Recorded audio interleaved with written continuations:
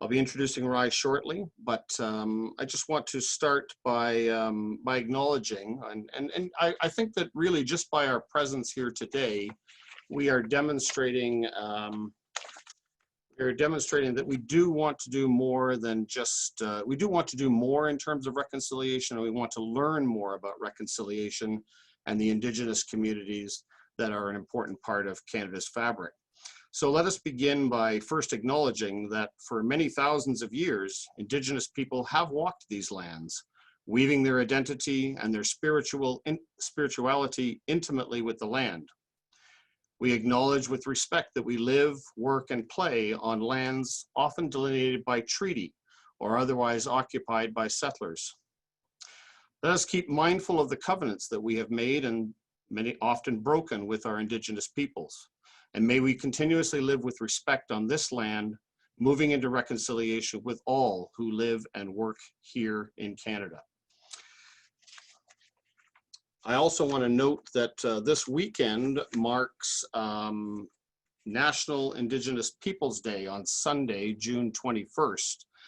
The notice is perhaps short, but the University of Calgary is sponsoring some exceptional speakers tomorrow between 2 and 3 p.m. Mountain Time, including Chief Reg Crowchild, who has spoken at some of our ADR gatherings previously. So I encourage you to honor that day in a manner of your own fashion, and also to, if you're interested in the University of Calgary session tomorrow, registration is required, and I believe Sandra is sharing the website with you. I also want to note that the National Center for Truth and Reconciliation is not a charity, and therefore, and these luncheons are free. But if you do wish to acknowledge your appreciation for any of Ry's words today, or I do encourage you to find an appropriate charity of your choice and make a small donation. Ry did mention that they've worked closely in the past with the Boyle Street Center here in Edmonton, so that is certainly one option. And if you visit their website, you will find a donate online button at the bottom of their pages. So small or large, and certainly no requirement to make any sort of a donation. But if you wish to express your appreciation for Ry's time with us today, I encourage you to take up one of those options. So allow me to introduce our speaker. Ry Moran is the first director of the National Center for Truth and Reconciliation, established in Winnipeg, Manitoba at the conclusion of the Truth and Reconciliation process. His job is to guide the creation of an enduring national treasure, a dynamic archive built to store the memories and recollections of those that were impacted by the residential school process or other aspects of treaty negotiations and Indigenous interrelationships here in Canada. Prior to that, Ry worked directly with the Truth and Reconciliation Commission of Canada, the TRC, and many of you had an involvement in that.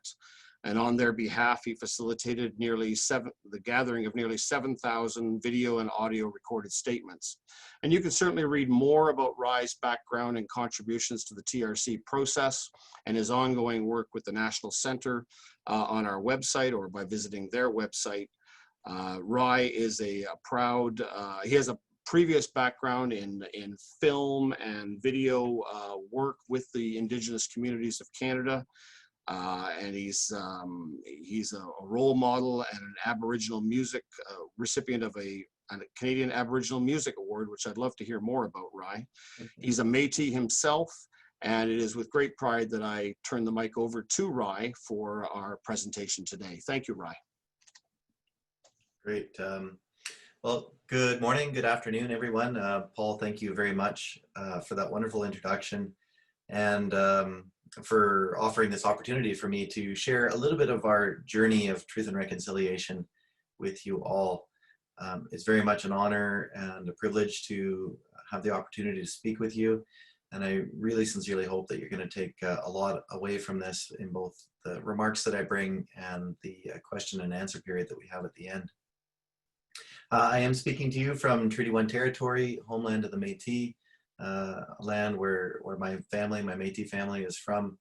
I'm living about maybe 15 kilometers away from some of my family's river lots, and I relocated here from Victoria, BC, actually, to join the Truth and Reconciliation Commission about 11 years ago, and have been absolutely blessed with an incredible and life-changing set of experiences, teachings, learnings through this journey. My traditional name is Wapikinyu, which is White Eagle. I'm of the Turtle Clan, and like Paul said, I'm Métis from here in Red River. So when we talk about June, June is actually a really interesting month for us as a country. And this particular June is in some ways particularly auspicious because we're going through a series of landmark passages of time in this month. And what are those? Well, earlier this month, June 2nd and 3rd, we marked 5 years since the Truth and Reconciliation Commission's calls to action were released. That same period also marks a full year since the calls for justice of the missing and murdered Indigenous women and girls inquiry were released. Right now, in this week, June 16th through 19th, marks 10 years since we held the first Truth and Reconciliation Commission national event here in Winnipeg, Manitoba, where we lit the first of 7 sacred fires, the first of the fires being lit on the teaching and in the theme of respect, because we believed at that point, and continue to believe right up to this day, and continue to help people understand that reconciliation means many things, but it starts with respect, and it's all about the establishment and maintenance of mutually respectful relationships. And that idea of reconciliation being the establishment and maintenance of mutually respectful relationships is actually an extraordinarily powerful window into the work that we have been asked to do as a country. Because it doesn't say to reestablish respectful relationships, it says to establish. That says that we have never enjoyed a respectful relationship with Indigenous peoples in this country. And certainly when we look to our past and to the extensive histories that we documented at the Truth and Reconciliation Commission, we're all too painfully reminded of just how horrific our history, our shared history has been together as Indigenous and non-Indigenous peoples. It is a history that is mired with violence, oppression, genocide, war through legislation and statute, and shortened lives of Indigenous peoples. And this has combined to result in an under-realization of the aspirations of our country. It has resulted in an under-realization of our full potential as humanity. And it has certainly resulted in very difficult situations for many. Conversely, however, it has also been a period of time wherein Indigenous peoples themselves have demonstrated great resilience and fortitude and determination to overcome this oppression and genocide.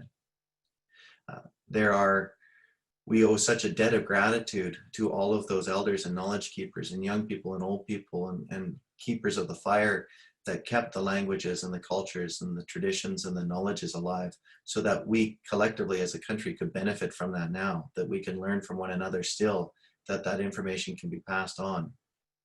Because we have to remember that Canada's efforts of cultural genocide were intended to eradicate all of that. Were intended to destroy all of that incredible richness that emanates from this land, that is born out of this land and has so much to teach us about what it means to live respectfully in this land. So the establishment and maintenance of mutually respectful relationships calls upon us to do the hard work necessary today to build that healthier relationship, so that our futures collectively are brighter together, so that we resolve this inherent conflict that's so present at the very center of the notion of Canada, that sees Indigenous futures as somehow being different than Canadian futures, wherein if Canada as a country fully were to protect and espouse Indigenous aspirations, that somehow Canada itself would be losing out on something. And that's the entire conversation that we have to turn on its head. We have to see that the future that we're collectively aiming to build through this process of truth and reconciliation, this process of healing, is one about building a richer, stronger, better country for all Canadians. Turning to the questions, the broad questions of June's and truth and reconciliation, the other important landmark that is marked by June is the historic apology made by not just the Prime Minister, but the leaders of all federal parties, which occurred on June 11th, 11 years ago. That apology stated two very important things. One, it apologized for the residential school system as a whole and said that that system was wrong, period. And that admission that the residential school system was wrong in both execution and intent must always be remembered, because there are people that today continue to seek out this unfortunately misguided notion that, you know, it wasn't that bad and, you know, there were some positive experiences too. But we have to remember the overall concept and underpinnings of the residential school were fundamentally misguided. They were fundamentally based on inherently oppressive, assimilative goals and objectives. So yes, while there were, you know, sparse scatterings of light and good experiences within, this was an inherently and predominantly bad system for Indigenous peoples and bad for the country as a whole. The second part in the apology reflects the work that we still have to do today. And what the Prime Minister acknowledged was that the attitudes and ideals that gave rise to the residential schools have no place in Canadian society. And what we have to recognize as Canadians is that those attitudes and ideals that gave rise to the residential schools, that legitimated their creation and their maintenance and their existence for over 150 years in this country, are still very present in our society today. And this conversation that we've been having recently and ever more vocally around systemic racism and discrimination is actually very much at the heart of the work that we need to do and the terrible things that we need to unlearn as a society, the ways that we've been taught to see one another that are based on inherently racist and oppressive ideas. And certainly the conversation around systemic racism that has been occurring, especially in the last couple of weeks in this country, is absolutely the right conversation that we need to be having. And I must be very clear in stating that there is no institution in this country that is immune from systemic racism, because this country is founded on and still maintains a system of systemic discrimination, systemic racism against Indigenous peoples. So be that our systems of governance, be it our systems of bureaucracy, be it our universities, be it our systems of justice, be it our policing systems, systemic racism is a problem across all of these organizations, institutions. And what tells us that? Well, we have been on this journey of reconciliation now, actually for a very long period of time in this country. Starting in the 1950s, when Canada began to really start to think through what its obligations were as a state in regards to human rights, following the UN Convention on Human Rights, Canada began to take a much harder look at itself in the mirror and began to realize that some of the activities that were happening in this country all of a sudden were no longer as defensible as they were perhaps before World War II, and perhaps when humanity was exposed yet again to the full horrors of what humanity can do to each other, what we can do to each other as humankind when human rights aren't upheld and protected. In that 1950s period, things were still very, very bad in this country, but we began to take a series of slow steps to unwinding a great deal of the damage that was done. And of course, by 1982, we saw Indigenous rights, Aboriginal rights enshrined within the Canadian Constitution, which then sparked a whole surge of Indigenous lawmaking and rights definition. Now, we have a lot of work still to do in that field. But that represented a fundamental shift and growth in the increase of power that Indigenous peoples were able to exert within Canadian society. So that by 1988, when J.J. Harper was shot and killed by a police officer here on the streets of Winnipeg, an Aboriginal justice inquiry was struck to investigate systemic racism and policing and the unnecessary death of Indigenous peoples that had been plaguing this country for far too long. Of course, Senator Murray Sinclair was one of the commissioners of that justice inquiry. And what did they reveal at that point? Well, that systemic racism and discrimination was absolutely present within our system of justice and needed to be addressed. And they issued a huge volume of recommendations, some of which were implemented, many of which, of course, were not. And we fast forward a few short years after AJI, and what happens again? Well, in Quebec, we see, again, armed conflict between police and Indigenous peoples, again, with people losing their lives at the Oka crisis. And what do we do then? We again go back and say, my word, let's ensure that this never happens again. We have to understand how these patterns are recreating themselves.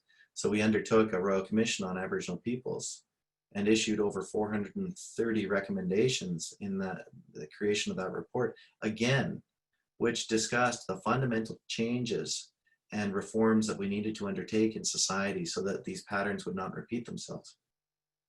Fast forward later, we see the Stonechild inquest after Indigenous peoples are found to be killed by police officers in Saskatoon, being dropped off on the Starlight tours. We see Ipperwash happening in Ontario, wherein again, yet another Indigenous person dies and is killed at the hands of police. We see the Truth and Reconciliation Commission issue its reports largely in response to the profound injustices and the unnecessary death, again, of Indigenous peoples in this country and the demand for change. Missing and Murdered Indigenous Women, it's an inquiry, again, looks at these patterns of systemic racism and the failures to uphold justice for Indigenous peoples in this country. More recently, again, more reports out of Thunder Bay, again, authored by Senator Sinclair and Valdor. The common denominator in all of this is that our systems of justice are not just for Indigenous peoples, and that is where alternate healing processes, alternate reconciliation processes have been sought out. And we've attempted to use these as a way to help our country move through this process of transitional justice. Now, the concept of transitional justice is very important, and we should never lose sight of the reason why we had a Truth and Reconciliation Commission in the first place, why we chose that mechanism, that internationally recognized mechanism, to try to help this country.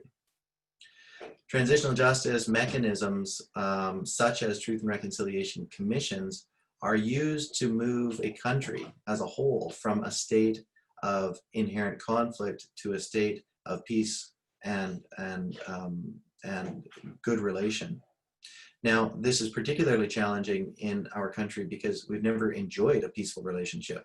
Despite the appearances of Canada being a peaceful country, it has not been peaceful at all for Indigenous peoples. In fact, Canada has become this land has become much more dangerous, violent, and oppressive for Indigenous peoples since colonization occurred. So as a nation, we chose to use a process that has now been employed by over 60, close to 70 nations across the world to try to move it from this inherent state of inherent human rights violation and inherent conflict to a state now of peace.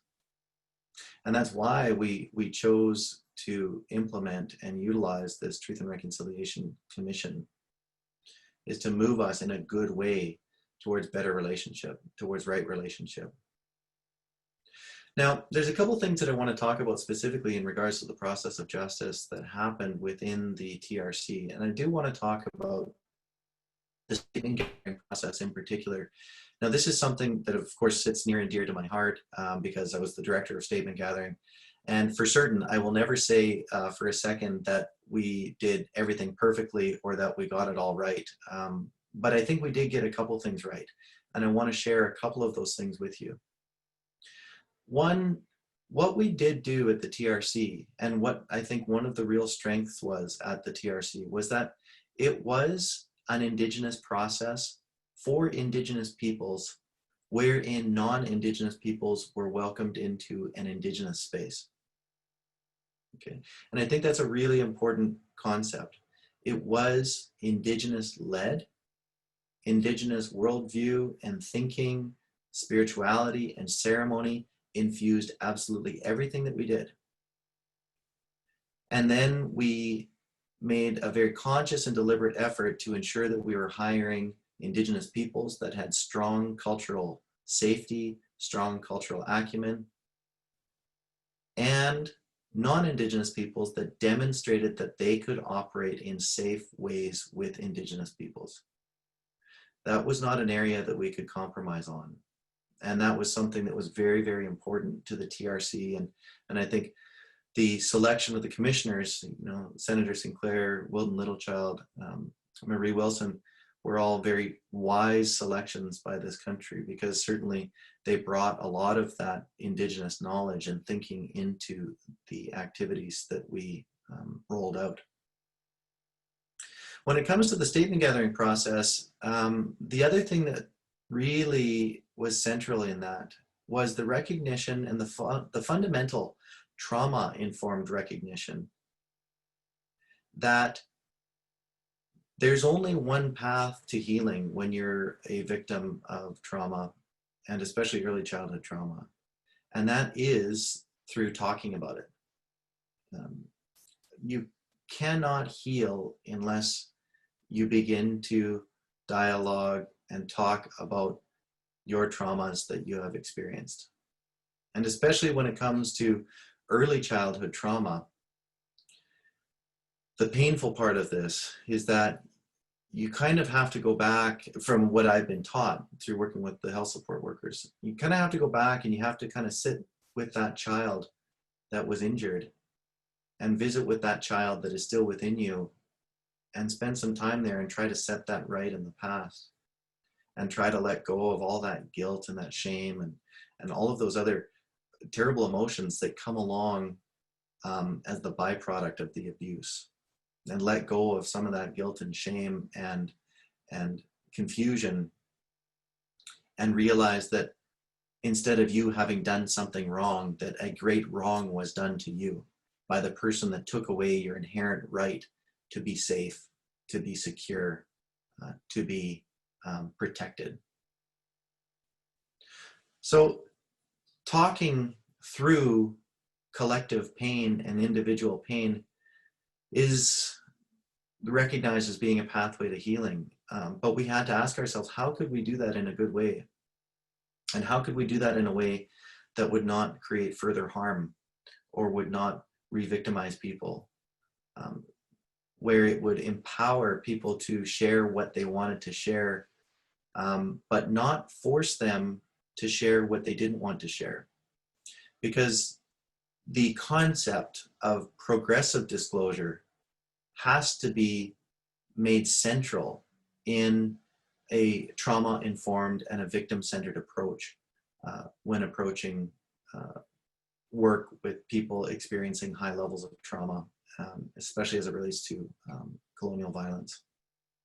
This idea that you can't simply just disclose everything at once, that progressive disclosure is a process of thinking and revealing and unpacking and unbundling and discovering and breaking down a series of mental and emotional and spiritual and sometimes even physical barriers that are erected within oneself as a kind of a preventative mechanism of the body, an unhealthy preventative mechanism, but a preventative mechanism of the body to shield us from some of the worst things that we've all experienced or that some have experienced.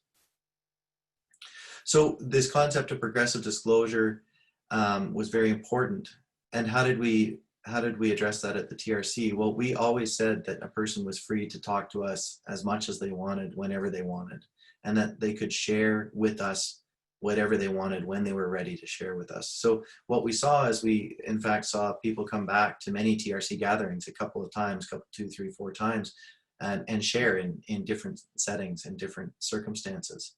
And I can remember being at a gathering in Toronto where one person, was sitting in the sharing circle and said, "Thank you for welcoming me back, because each time I talk about this and each time I hear the experiences of the people in the room around me, it gets a little bit easier. And I walk that little bit further on my own healing path." And that helped reassure us, I think, that what we were doing was contributing to healing. The other part of the process that we really tried to embed was agency. So giving people as much agency as possible as they went through the process of disclosure or sharing their experiences with the TRC. So how did we address that? Well, we recognized that there was no one-size-fits-all answer to everybody.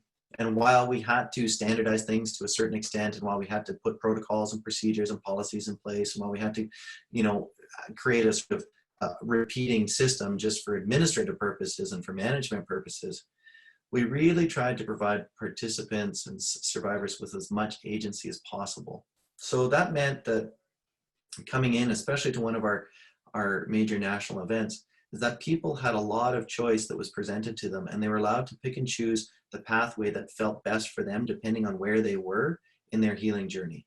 Now, of course, it wasn't always perfect. We weren't always able to provide the perfect solution with to the individual, but I'll give you a couple examples.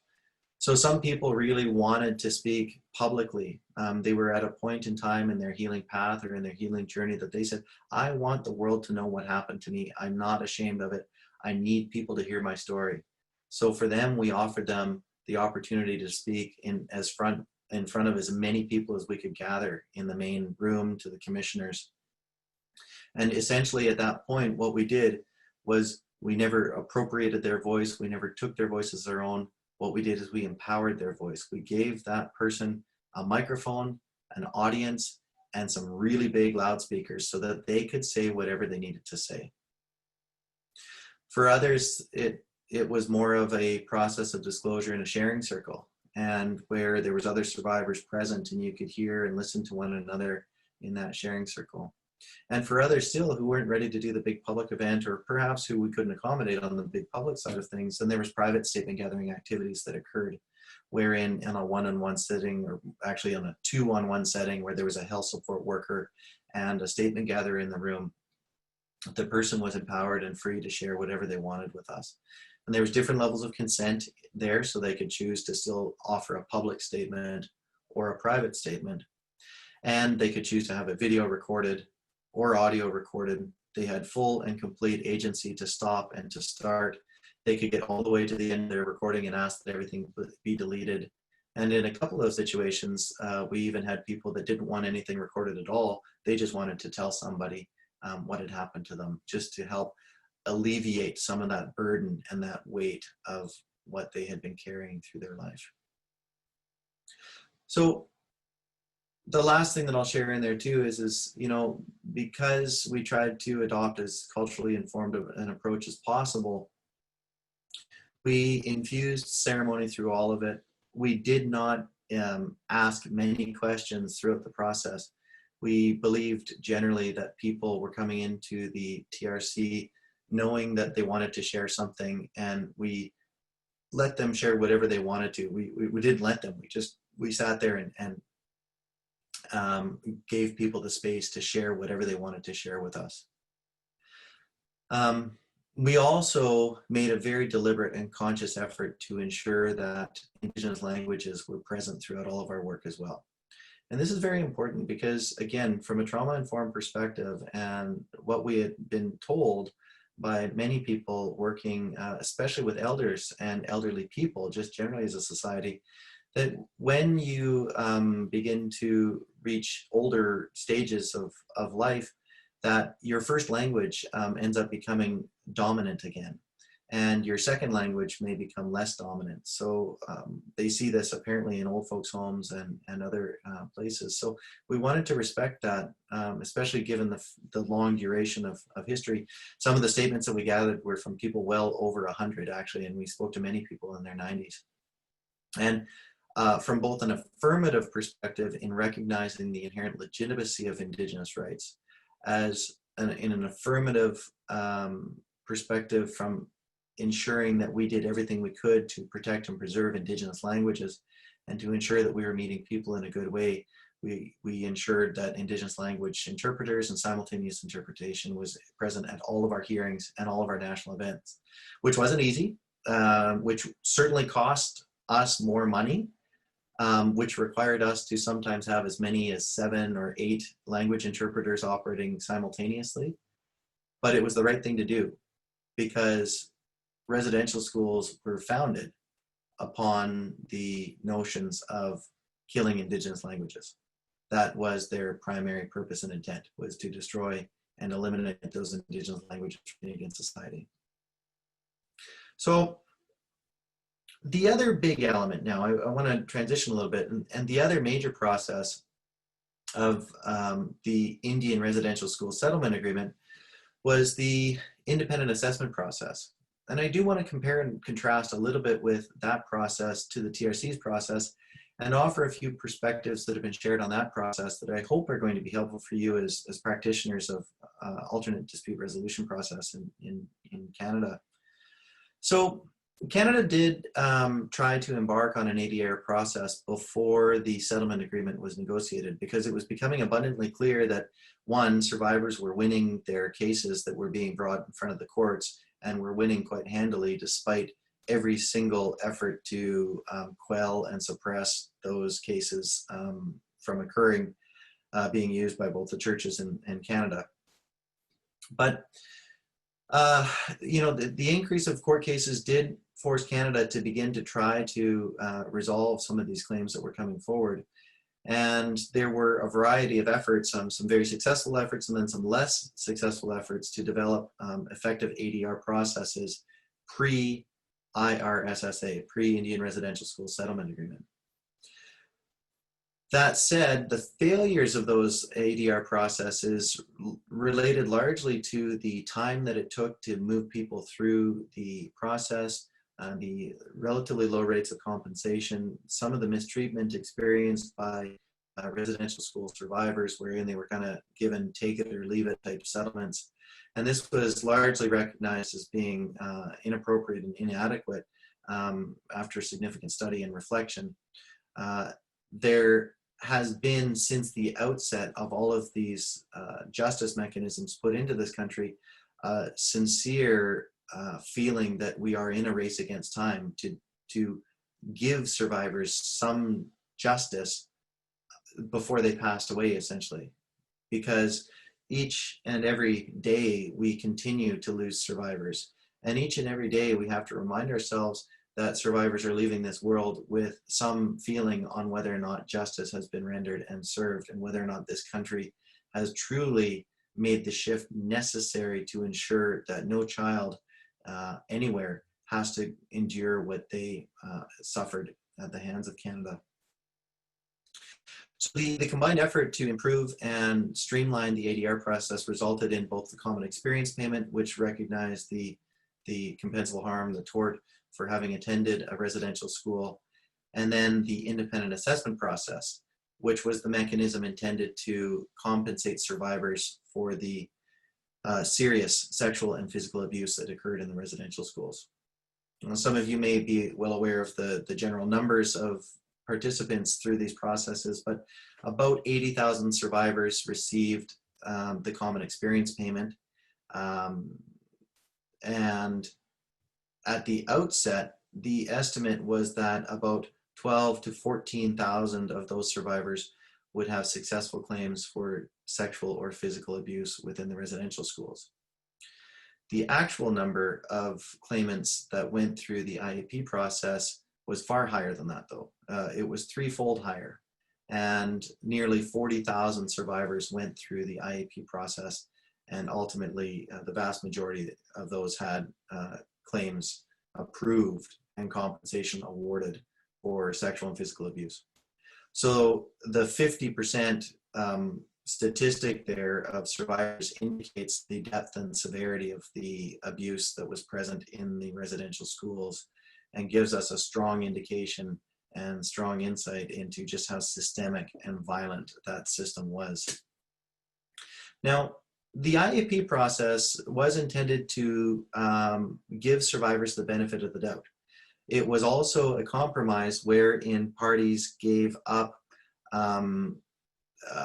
the right of cross-examination for, a settlement. So, nobody was really going to jail as a result of the settlement agreement. People were parties, churches and government's liability was limited, and in exchange for a defined process wherein survivors would be financially compensated through this process. And it was meant to be less adversarial than a regular court process, which was seen as being kinder and gentler for residential school survivors. In many regards, that proved to be true. It has certainly been a kinder, gentler process than standard cross-examination. And we have certainly heard from many survivors that were involved in that early litigation period that preceded the settlement agreement, that went through the full brunt of cross-examination in court, and they said it was an absolutely brutal process, so much so that there were survivors along the way that committed suicide as a result of that. So the IAP process was certainly intended and largely succeeded in terms of being kinder and gentler, but there were a couple things that I think are worthwhile noting about the process that we've heard from survivors. So one, the process itself involved, it was much more legalistic than the TRC process. There was no need to have a lawyer to speak to the TRC, and actually there was no value in that whatsoever. People could show up at their own free will, participate at their own free will, at their own volition, and could say whatever they needed to say and leave. Whereas the IAP process, because there was kind of some evidentiary burden associated with it, and because there was a sincere concern about survivors receiving justice, that it was much more lawyerly and legal from the outset. So again, like most professions, there was a number of fantastic members of the legal profession that really did an outstanding job and really represented their clients well. There are sadly many examples of members of the legal profession that did an absolutely horrific job too, and saw it either as a cash cow or as the next big thing to make money off of. And at the worst of this process, survivors were literally mined as being yet another kind of extractive resource to generate money from, and were harmed along the way, were treated poorly, and actually victimized as a result of it. So there's some serious concerns that we all need to pay attention with in terms of how members of the legal community treated survivors through this process. And it's not painting everybody with the same brush. There's some fantastic examples, but conversely, there were some people that were really in it for the wrong reasons. And we need to be very cautious about that when we're dealing with either these mass compensation processes or healing processes. This cannot, very honestly, this cannot be a money first process. You're either committed to this work for the right reasons, or you shouldn't be involved in it, period. Survivors are not commodities to be extracted from. They are people that deserve help and support and a lot of respect and the full effort of this country to assist them in their quest for justice. And it's unfortunate that some were absolutely harmed by the process along the way. I think the other thing too is again, you had an unequal and mixed level of cultural competency across the profession. So again, you had some people that were really good at helping survivors go through that process of progressive disclosure and prepare them for the hearing. And you also had some adjudicators that were really fantastic at providing a great, safe place for survivors to share oftentimes their most horrific personal memories. Conversely, you had some people that were not good at that. And again, forced disclosure too fast, asked people inappropriate questions, said racist, ill-informed, ignorant things to Indigenous peoples that were both, were all of the things that I've just mentioned and or gendered. So unfortunately, we heard many survivors have some very, very difficult experiences going through that process. And to give you just a little insight into what we've heard from survivors, you know, I think about one of my friends who went through the process, and he said at the outset, and I'm sure you've seen this in some of your professional work, at the outset when he began to try to disclose what had happened to him as a child in the residential schools, when the conversation became about the abuse or the physical violence, he did not have the ability, he had not reached the point in himself yet that he could even say yes to the fact that it had occurred. All he could do is crinkle his nose. So if the question was, you know, friend, had you been sexually assaulted in the school? He literally did not have the strength yet to actually utter the words. So he could just sort of affirm it with this little facial gesture. And that is an example of where, you know, working with through trauma-informed lenses and in highly sensitive ways really is an essential skill for people that are working with victims. And it's not an optional skill set that you can have. It's a necessary skill set. The other parts of the process that I think we saw too, and we, again, hearing from survivors where it was difficult, is the nature of the questions that were set up. And what we heard was that it did require a relatively invasive amount and a relatively invasive level of questioning. So again, when well executed, it could be done kindly and gently. But when less well executed, it was very abrupt and painful for the survivors, because the IAP process was based on like more or less a threefold test. The severity of the incident or incidents, the level of harm associated with the incidents, and then any aggravating factors associated with that. And I think it's really important for us to take a step back and really ask ourselves collectively, is the severity of the incident the important part, or is the harm the important part? And I would argue that the disclosure that was required to fully document the severity of the incident or the incidents was probably less necessary than the focus on the harm. Because I'm sure, again, as you've seen in your professional practice, that, you know, there's a correlation. There's no real correlation. There's a whole bunch of contextual factors related to how harmful an event or events can be. So you could have somebody, for example, that went through terrible things, but had a bunch of factors in their lives that resulted in less harm, because they either had increased supports or increased people, or, you know, maybe a helping hand along the way that helped them navigate the process. On the other hand, you had people that had sort of lower levels of harm, lower levels of severity, but extraordinary impact on harm because of a whole bunch of other contextual factors that were happening in their life. So I think, you know, we probably could have made a kinder, gentler process for survivors, and certainly survivors that we've talked to have really asked for that. Like, why did you need to know exactly what happened? Like, wasn't it enough to just tell you how I've been harmed and how my life has been literally destroyed often as a result of this? Lastly, I think we have to remember too that of the two processes, survivors were forced to go through the IAP process in order to receive financial compensation. There was no compensation going through the TRC route at all. It was kind of public good, truth sharing were the primary motivators.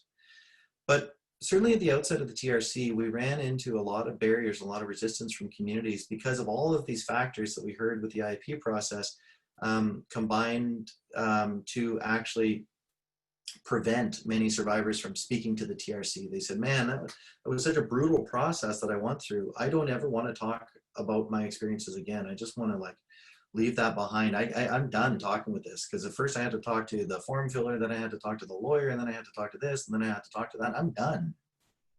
So it, to that extent, it actually precluded people having conversations with the TRC, which is, I think, an issue that we're still trying to address. So one last point that I want to just share with you about what we've heard again, and I was literally just having a conversation with a member of our governing circle this morning about it, and a survivor, is that one thing that happened in the IAP process, not that frequently, but it did occur, where these incidents where a zero award was given, so no compensation whatsoever was given.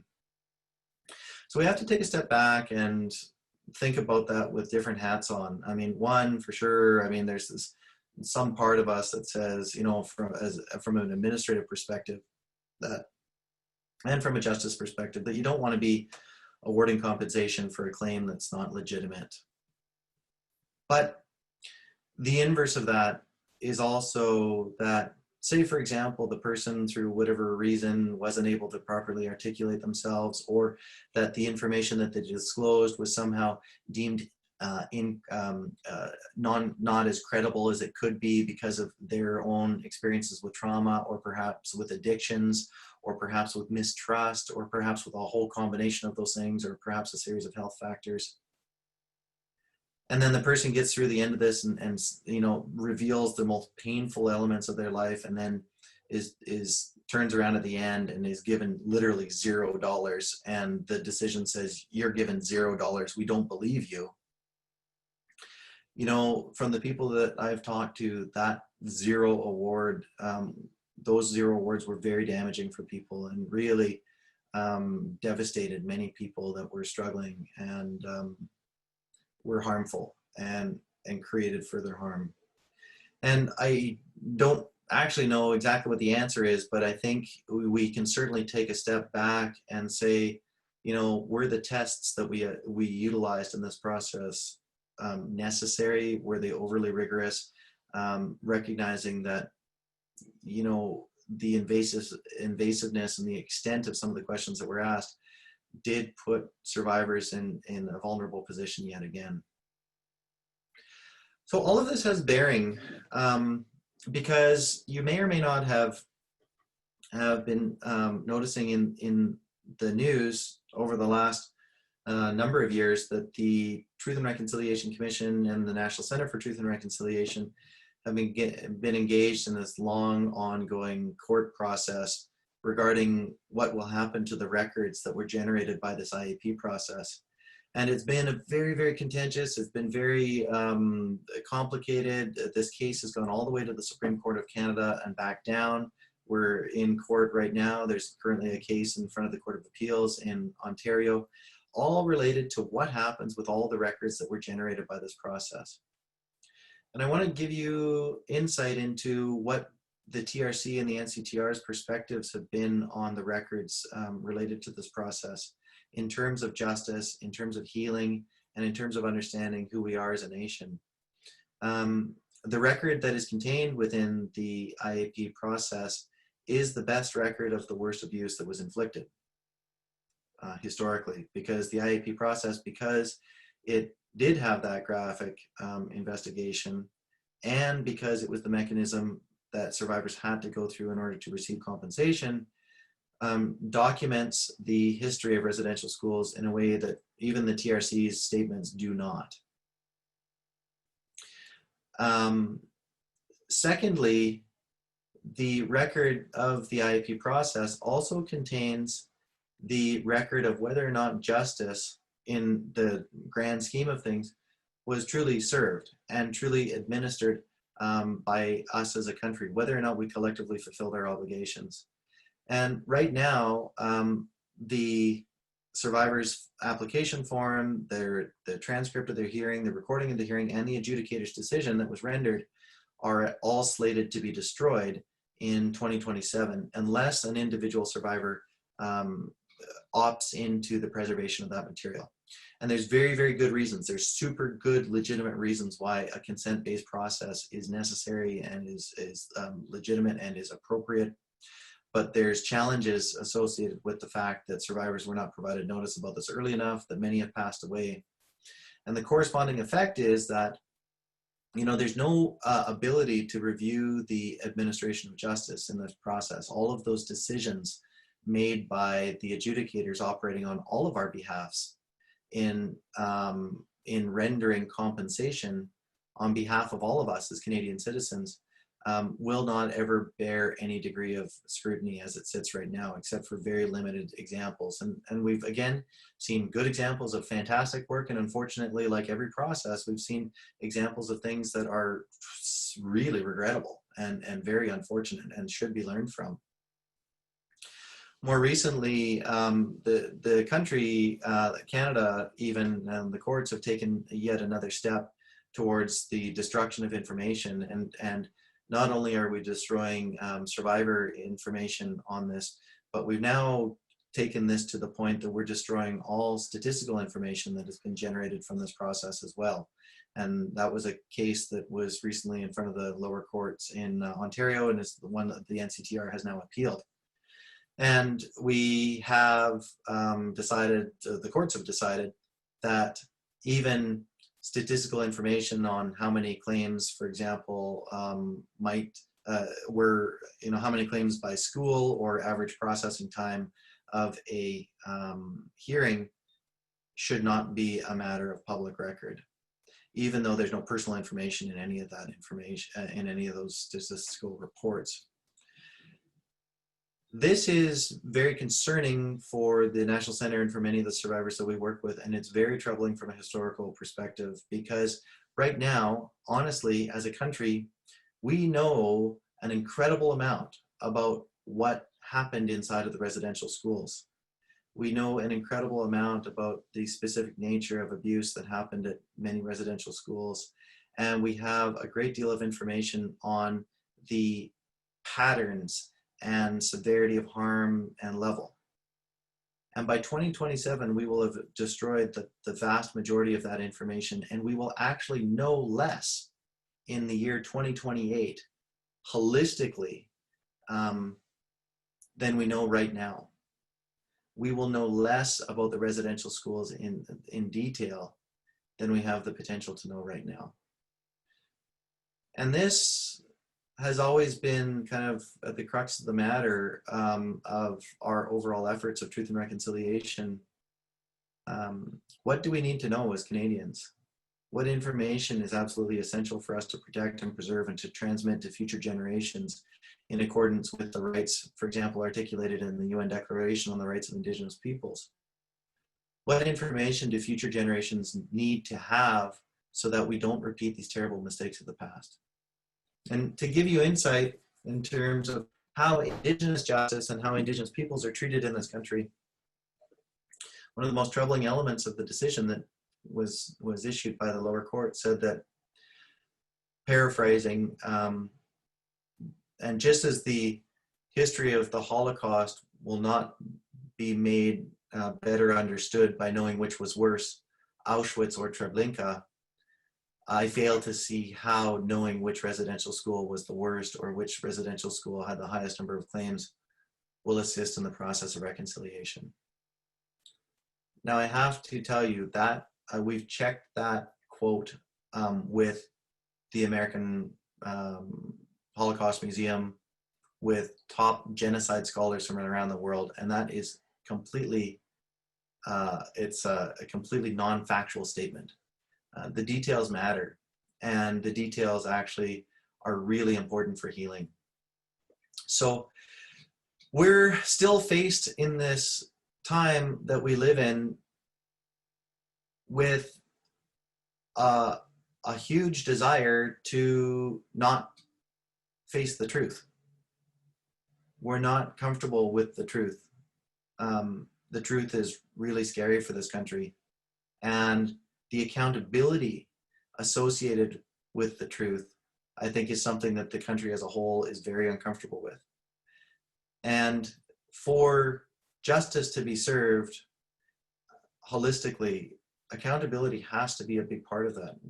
The country, Canadians, processes, all have to be held accountable. And we have to continue to strive for better public service, better process, better treatment of victims of colonial genocide and abuse. And there's a lot that we can and ought to learn from these processes. And certainly we are learning some of the lessons. But it has been a significant and deep concern of the NCTR and the TRC that we still, in the name of survivors, are willing to destroy so much information when we haven't even gotten out of the gates. We're just reaching the point now where the majority of Canadians have actually heard about residential schools, and we haven't even really begun to unpack just how deeply and significantly this has affected communities, nations, individuals, our society as a whole. So there's a ton more that we can talk about, but I think I'll leave it there, and I'll open it up for questions, and really look forward to hearing your questions, and please feel free to ask me anything that you wish about this or other contemporary issues that are in front of the news, other issues related to the TRC's calls to action. I'm most willing to talk about anything. I hope this has been helpful, and yeah, thanks for listening to me. Ry, allow me to just give a brief thank you, because I will give a longer thank you at the conclusion of the Q&A, but your remarks are certainly timely and insightful and reflect the depth of your experience with the TRC and the National Center's experiences. So I thank you for that. I have a personal experience to relate. I think I related to you when we first spoke 5 or 6 months ago. And I'll relate that in a minute. And there are some in-depth questions here, but there's a cluster of questions about the IAP records being destroyed, which I'll ask you to comment on first. So why were they destroyed, or why are they going to be destroyed? You said, for good reason, and if you could elaborate on that a little bit. I might ask, what percentage of these records stand to be lost? And of course, one observation that the government's plan to destroy the records does not fit well with the commitment to reconciliation. What can the public do to support this fight to preserve these records? Yeah, thank you for those questions. And I'm glad that there's interest in exploring this and better understanding this. This is a really, really complicated case. And the Supreme Court case, or the case that ultimately ended up at the Supreme Court, kind of hinged upon a couple of major arguments. So first of all, to give you a sense of who was involved in the case, when the main body of records destruction question went up to the Supreme Court, amazingly, Canada and the NCTR, the Coalition for Truth, which was an intervener, comprised largely of intergenerational survivors, and the Access to Information Commissioner, as an intervener, were on the side of preservation. And at that point, Canada's arguments actually were focused on principles embodied in international human rights principles that say that when the state has committed mass human rights violations, the state has a corresponding responsibility and duty to protect the record of those human rights violations. And those are called the Joinet-Orlichter principles out of the United Nations. And this has largely informed all human rights archiving and social memory principles on a global basis for about the last 15 years. The subtext of the argument, though, on Canada's side of things was also that, well, these are Canada's records and that these should be archived appropriately at the Library and Archives Canada, and that there was various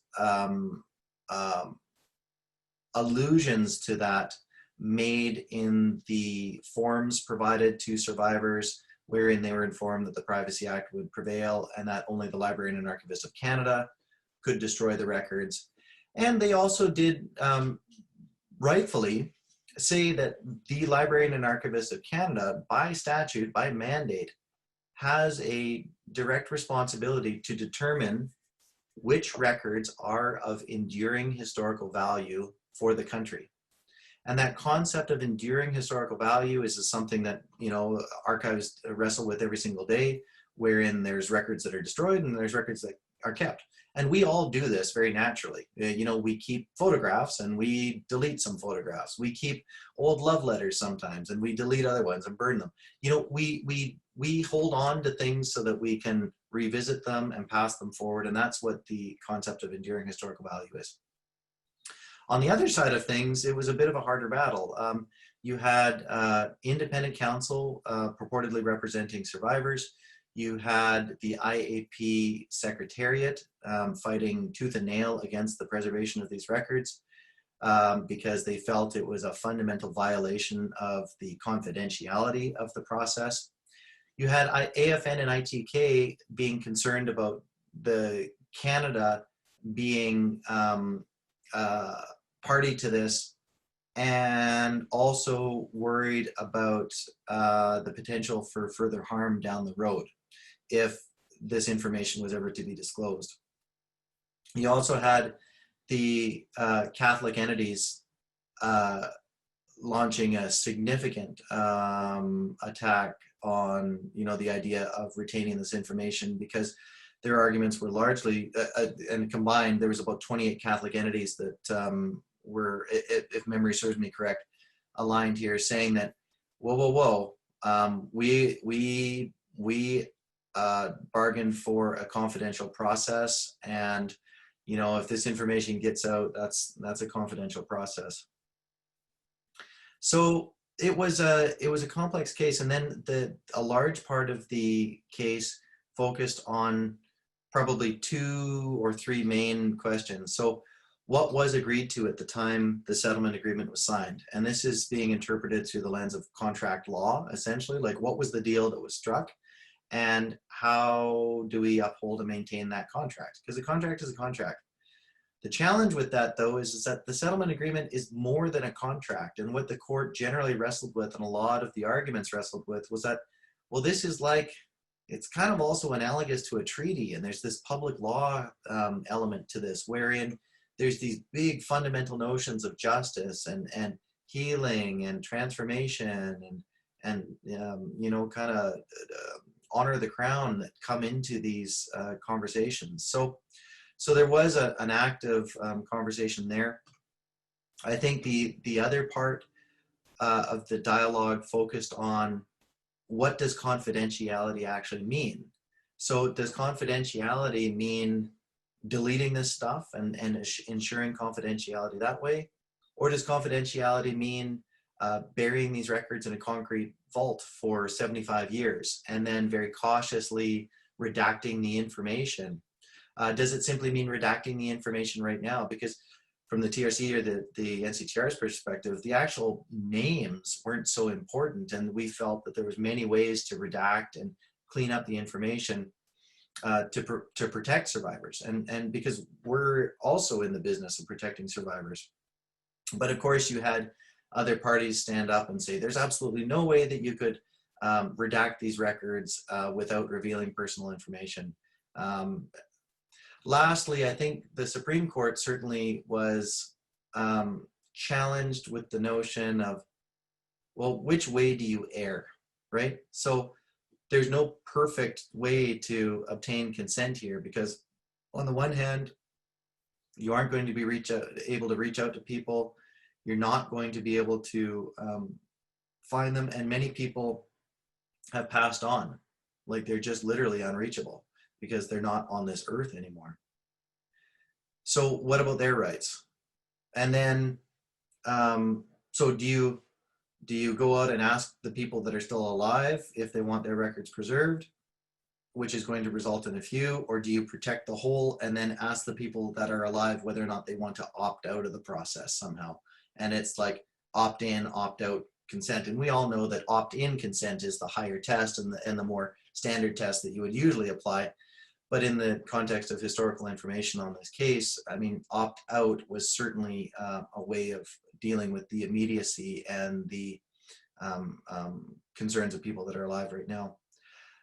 Lastly, you know, the case didn't really get into I think a rich discussion, or a rich enough discussion on individual versus collective rights.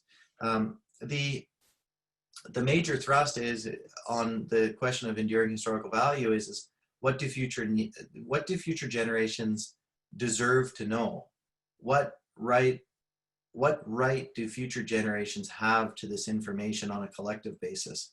And then how do we balance that with the very real, very legitimate individual rights of survivors to privacy and to confidentiality? And how do we balance that collective versus the individual right? So ultimately, I would say that the court adopted or undertook what I would generally call as a pretty Western approach, wherein individualism prevailed.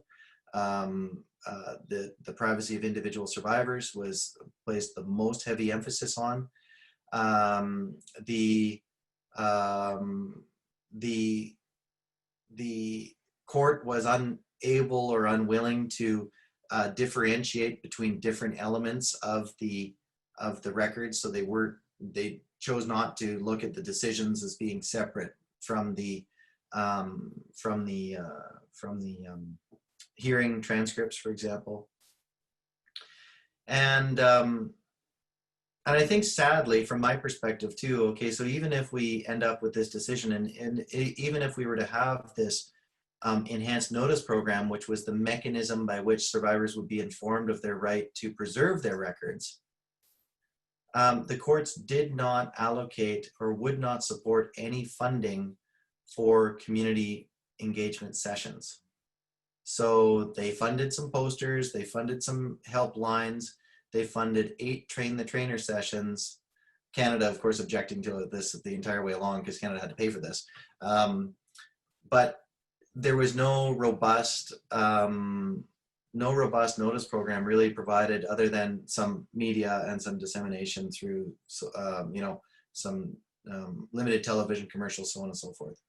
So we've never really had the ability to sit down with survivors and have a full in-depth conversation with them. And again, when it comes down to working with survivors on something like this, and working with really Indigenous peoples in general, the right question that many Indigenous peoples have is, how are we going to get harmed again?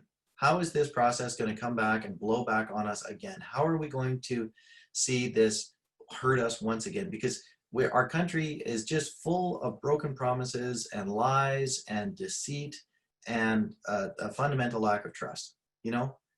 So survivors rightly are suspicious, and they have every right to be. And the challenge that we've had the entire way along is that we, from the center's perspective, wanted to sit down and really have a good chat and help inform people. But even there, what we encountered was that there was really a strong desire to not see those community engagement processes happen, and to actually lessen the overall conversation on this information being protected. So I sincerely believe, and I feel very strongly, that this is one of the most significant cases in the history of the country related to Canadian history and the destruction of information. And I feel that it is abysmal, or an outrage, that more Canadians don't know about this, that all of this has happened kind of so hurriedly behind the closed doors of the courts, and that both survivors and Canadians have not somehow been fully engaged in this conversation. Because, all of the arguments related to protection of personal information are super legitimate, and all of the arguments around confidentiality are really, really important. But this is really big stuff, and this is Canadian history, and this is the best record of the genocide. And we have I just think that it's very concerning that we haven't had this big, broad conversation. And of course, now we got this Supreme Court decision too, which are kind of anchored in stone. So we are running headlong into the ongoing destruction of information. We're continuing to see the court signal that they want this information destroyed. And 2027 is going to come around very fast. And I think, you know, the question that I've always asked myself is, what does that day look like? And what happens on that day? Does somebody just hit delete in the basement of a government office somewhere? Or what actually happens, and who's there and who's present for that? So hopefully that answers some of the question. I know that was kind of a long answer, but it's a very complicated case, and it's very contentious. People have very strong feelings with it. I think from my perspective, it was really difficult because there was not universal consensus even amongst the Indigenous community, and sometimes you saw survivors speaking out very strongly about the need to preserve this information, and other survivors saying, keep your hands off of this. This is like, how dare you? And that's the unfortunate consequence of this element of the settlement agreement really not being better executed or more well thought out at the beginning. And we're living with the ramifications and repercussions of that, and we're all stuck with a far less than ideal circumstance, and I think still a far less than ideal outcome from my perspective and the perspective of the NCTR, and I know the TRC as well. Thank you, Ry. That was very comprehensive, and I believe it answers a number of the questions. I am actually getting more questions that I will have a chance to pose, and I will do my best to lump a few of them together. Just for the benefit of our participants, we will go as late as 1:15. I will end it at 1:15 as in accordance with our scheduled time. And I'll do my best to put those questions together. I think perhaps I will just ask you a little bit about your thoughts regarding the future of the National Center for Truth and Reconciliation, your hopes and aspirations. I'm sure you know, when you embarked on this role, you didn't intend to spend 10 years in court fighting for what is a very important cause. And I really appreciate you bringing the importance of that cause to our attention. And we'll certainly be, you know, looking to see what contribution we can make. But what remain your hopes and dreams for the center? I suppose it dovetails into one question posed by a member, and that is, you know, the National Center is but one of many things that were to be undertaken by the government in the aftermath of the TRC. How confident are you that we as Canadians, as a society, are actually moving forward in the broader context on that as well? So your hopes and dreams for the center, and of course the broader question of the TRC recommendations, and where do we sit 5 years out? Yeah, thanks, Paul. So in order to understand the National Center for Truth and Reconciliation mission and mandate, we again have to situate it in that international context as being a transitional justice mechanism.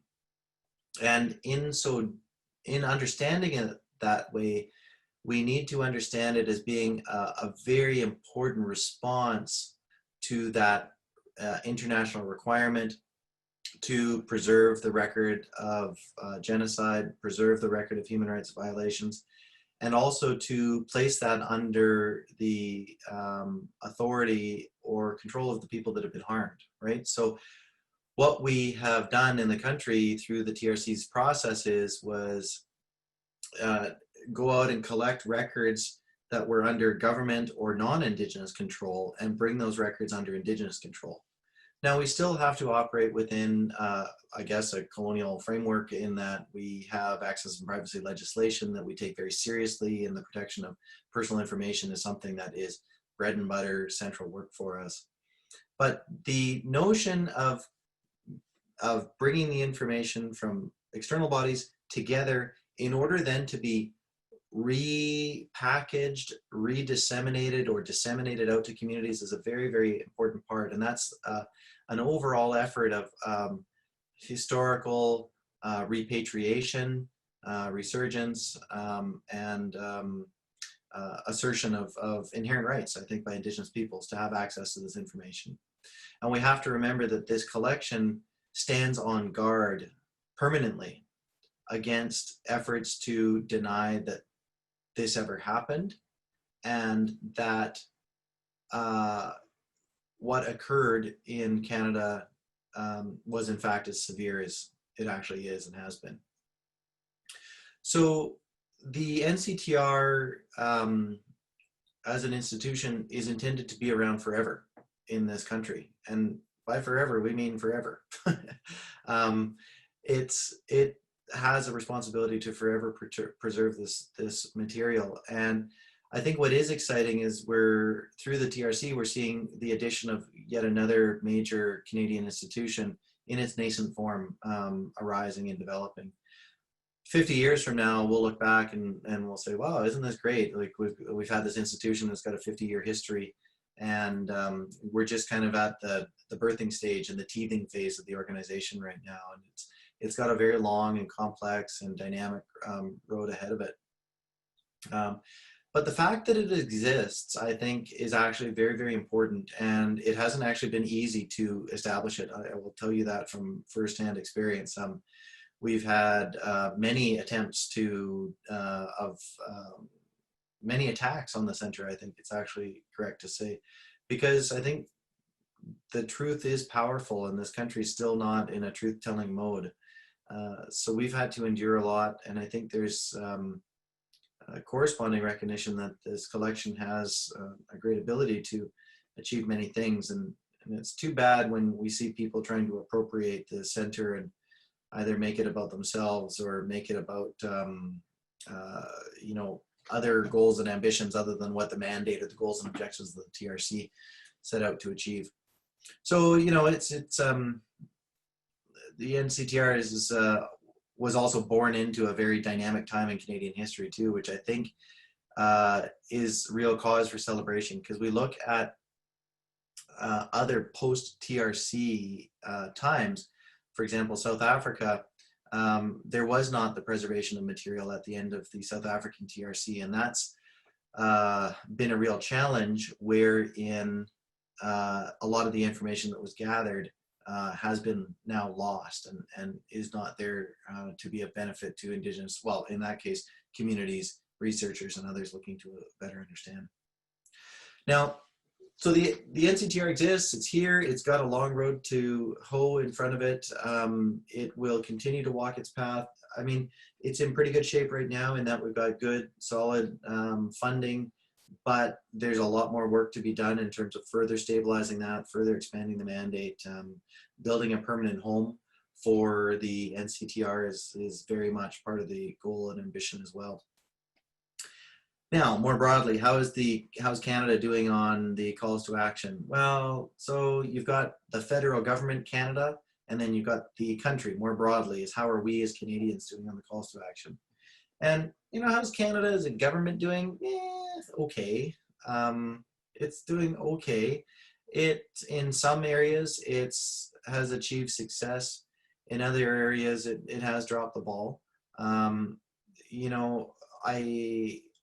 I certainly had hoped, and many of us had hoped, that, for example, we would be much further along on the establishment of the National Council on Reconciliation. The National Council on Reconciliation is the sister agency to the NCTR that really addresses the question of where are we in terms of status of the call implementation, monitoring whether or not the gaps that exist between Indigenous peoples are widening or closing, and then really establishing clear multi-year plans on what the country needs to do, including issuing an annual report on the state of reconciliation in this country. It's a very important accountability mechanism wherein all levels of government, businesses, churches, heritage sector, so on and so forth, are meant to be held to account to whether or not they're actually upholding their calls to action. And we're 5 years out and the council does not exist yet. There's been some steps and there's been some funding and there's been an interim council and there's been a report that's been released, but it's far from stable and far from anchored and does not have anywhere near the profile or strength that it needs to succeed. So that's a major gap in implementation.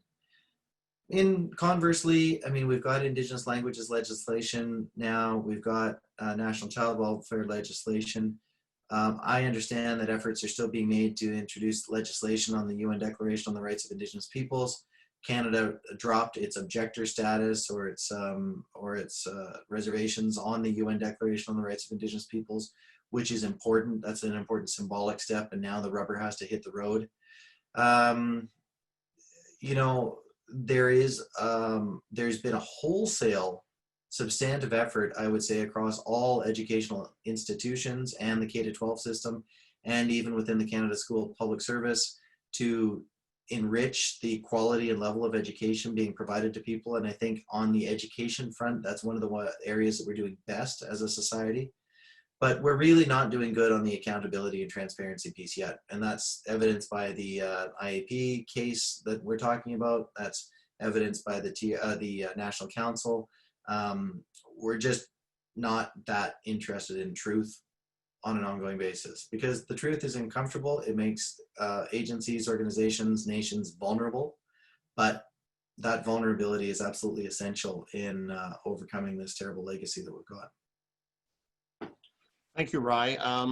For the record, I will just let you know that I'm seeing a diversity of opinion being expressed in the Q&A and the comment section regarding the necessity of, retaining the IAP records. And, there's quite a number of expressions of dismay that the records will be destroyed, or how can we assist in retaining these records. There are others who have commented that, the TRC report itself should be sufficient, or that there are counter arguments that are perhaps more compelling, many of which you have recognized, and you have also recognized different manners in which these records could be retained, locked away, sealed in a concrete box, as you suggested. There won't be time for you to comment further on that, but I just wanted to let the membership know, or the attendees know, that I'm seeing these comments. What I will turn to, though, is I think it is often unfortunate that it takes events in the United States or around the world to raise our consciousness about particular issues. And certainly the Black Lives Matters incidents and movement in the United States has brought racism and questions of Indigenous treatment to the fore here in Canada. There's been an interesting debate amongst our sister organizations about whether we should express support for the Black Lives Matter, or whether we should broaden it to talk about all communities, and Black and brown and people of color. Just curious about your own thoughts about what has transpired in the States and the impact it's having on the discussion here, whether we should be adopting some of the US perspectives, or whether we should be making this our own conversation. Yeah. Racism and discrimination and oppression, while they all share a common root, which is kind of the exercise of power, have been exercised differently against different groups. So the experience of Black people in the United States is different than the experience of Indigenous peoples. And while there's similarities, and it's important to recognize those similarities, it's also very important to recognize the differences. And we talk about this in Canada, even here, in terms of a distinctions-based approach, in recognizing that First Nations are different than Métis. Métis are different than Inuit. Inuit are different than First Nations. And even amongst First Nations, while there's a commonality of experience associated with the Indian Act, and there's still a great deal of difference of experience within the system of history of colonization and oppression. So the fact that we're recognizing Black Matters and affirming that Black Lives Matter is absolutely what we should be doing, because Black Lives matter, no question. And we have to understand the very specific way in which Black lives have not mattered to states and nations, and how Black lives continue to be devalued and harmed directly in very specific ways. And we have to deal with those elements of racism and oppression and discrimination in a very specific and conscious way. Indigenous peoples are also the victim of many of the similar types of violent acts and racist acts directed against them. And we have a very long history of that in this country that, I alluded to in our efforts to address that. And we have to recognize that, for example, the United Nations Declaration on the Rights of Indigenous Peoples is a human rights mechanism. That's fundamentally what it's all about. It is a mechanism that upholds and protects the human rights of Indigenous peoples. But why do we need a specific UN Declaration on the Rights of Indigenous Peoples to protect their human rights? Because the human rights of Indigenous peoples have been attacked, have been violated in very specific ways. And unfortunately, where we need to start the conversation with Indigenous rights is that, yes, Indigenous rights exist, human rights exist, and Indigenous peoples are human beings. That's how the level at which we're still trying to unpack the conversation. Because if we look to Canada, for example, we see vastly different human rights standards being employed and enjoyed by Indigenous peoples. Like, Indigenous peoples do not enjoy the same level and protection of their human rights that non-Indigenous peoples do. And that finds its root in systemic discrimination and racism and a whole bunch of other devaluing that has happened of Indigenous life. So for certain, we have a history in this country. We need to understand our history. We need to understand how oppression and genocide and racism operates in the context of Canada. It's all alive and well here. It's all a scourge. It all has to be challenged. We have to adopt a distinctions-based approach, and it's perfectly fine to do that. And we have to recognize that what is happening globally is that the voices of historically marginalized people are important, that they need to be listened to, that they have something really, really important to say, and that we should be collectively celebrating this huge upsurge in the amount of space that we're creating for people of color, Indigenous peoples, historically marginalized peoples. The more space we can create for those voices inside of our organizations, inside policymaking, inside governance, inside all systems, the better. And at the same time, we have to recognize that we have a lot of work to do as organizations to actually truly create safe places for all of those groups to succeed and thrive. And that's how systemic racism works and how systemic discrimination works, is that if you're one of those Indigenous peoples or people of color trying to make the change from within, that can be a darn tough place to be because of the way allyship and systemic barriers operate. So it's really important what's happening globally.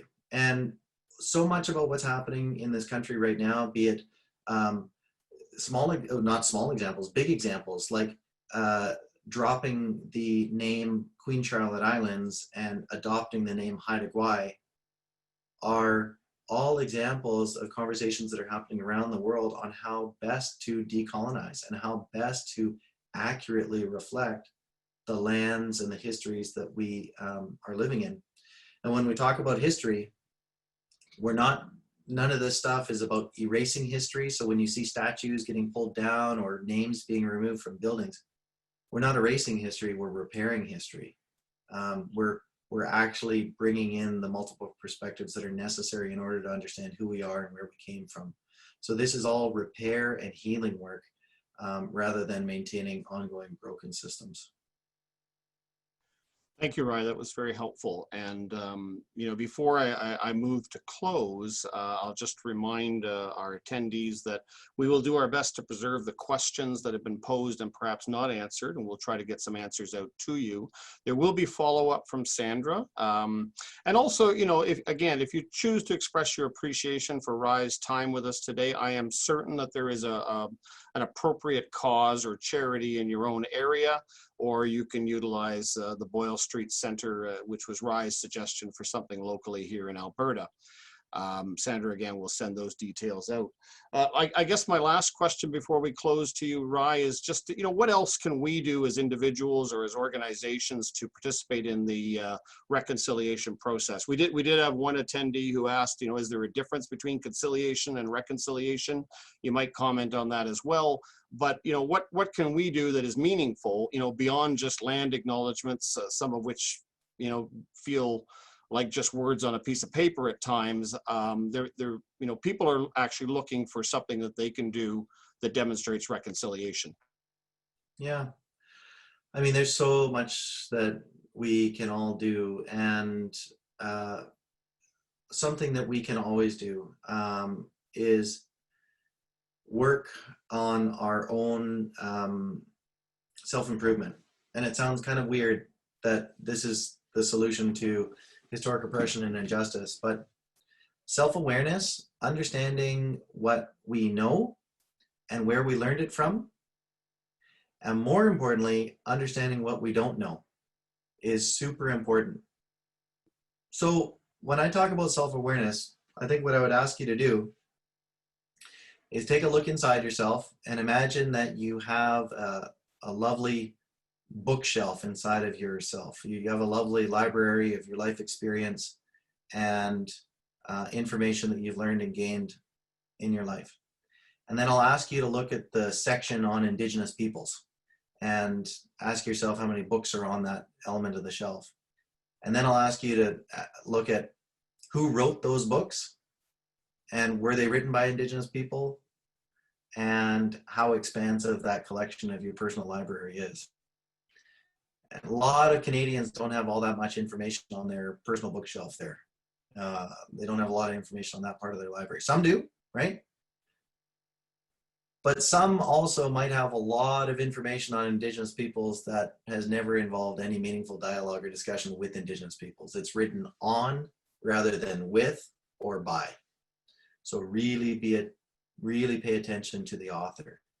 And what I would then encourage you to do is to really go out and seek out the with and by authors and fill up that bookshelf as much as you possibly can through every way that is possible. Experiential learning, dialogue, film, music, experience by attending gatherings, publications, so on and so forth. And just be careful with your opinions too.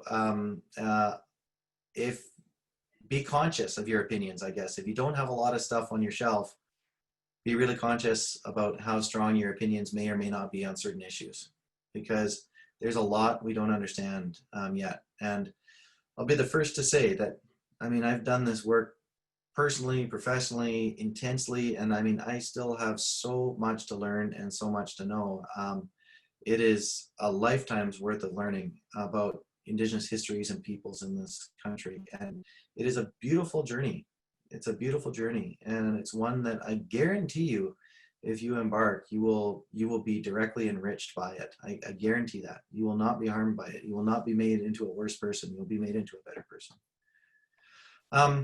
And, lastly from there, just again, in your professional interactions, be really conscious about voice, be really cautious about position. Recognize that reconciliation is not about hugging it out and smiling at one another in the absence of rights. It's about reconstituting Indigenous people's inherent rights to be Indigenous, whether or not that's something that looks familiar to you or to this country or not. Indigenous peoples have a right to be Indigenous in all sectors and levels of society. So recognize that this is a rights-based journey that we're on, and that the most important way that we can conduct our work is walking alongside and with Indigenous peoples in the exercise of their rights. And when you see Indigenous rights being violated or abrogated or impaired, that you have a corresponding duty to stand up and speak out against that. Just as I would expect you to stand up and speak out when you see human rights being violated. Thank you, Ry. That answer actually really resonates for me. Not 2 hours ago, I got a text message from my daughter in Ottawa saying that she'd overheard a racist comment and she was embarrassed that she didn't speak up and that she was going to be better prepared to speak up next time. That notion of the most important thing we can do is learn and understand and then act. I think that's hugely important. My personal journey, I've had employees from Rwanda that have spoken to the Truth and Reconciliation and the process of healing in that country. I've had dinner with Senator Dallaire on the same subject. If I look back 40 years, I share with some embarrassment, and I know I shared this with you a number of months ago, that I attended high school in northwestern Ontario, Sulikout specifically, and it's with some embarrassment that I share that, we had 450 students, but 80% of them were in grade 9 and 10, they were Indigenous, and even though I was, executive student council, I knew nothing about them. They came, they left, they were quiet. I was living 20 kilometers away from a residential school where they resided, and I had no idea of their circumstances, the fact that they were denied many aspects of their language and culture, that they only spent summers with their families. And I look back at that and I think, how could I not have known that? And as you said, we don't know what we don't know. And this has been a journey. The TRC has been a journey for many of us. The Commission on Missing and Murdered Indigenous Women was educational and a journey of learning. And I thank you for sharing your experiences and your hopes and dreams for these communities with us today. Folks are not able to applaud. I do encourage you to type in your thanks and expressions of appreciation to Ry. Make a donation if you so wish. And we will do our best to preserve these records and correspond with you more about getting some more questions that weren't answered today. But my sincere thanks to you, Ry. My sincere thanks to all of our attendees today. And I wish you Godspeed on your personal journey. That's wonderful. And I really want to thank you all as well. And my final parting thought is for all of you that are going to be wrestling with this great question of destruction about these records, know fully that I have absolutely wrestled with all of those questions myself deeply, personally, and with many, many people helping me navigate these questions. And I think my parting thought there is a diversity of opinion is healthy and good on this. We should be discussing this because I think the greatest shame is that we haven't discussed it enough and that it just all seemed to happen so darn quick. And I think the consequences of our actions will still, we've not even begun to realize what those are. So I really want to thank you and to the organizers, it's a wonderful opportunity to speak with you all. Keep up the good work. You're doing really important work, and thank you very much. My thanks again, Ry.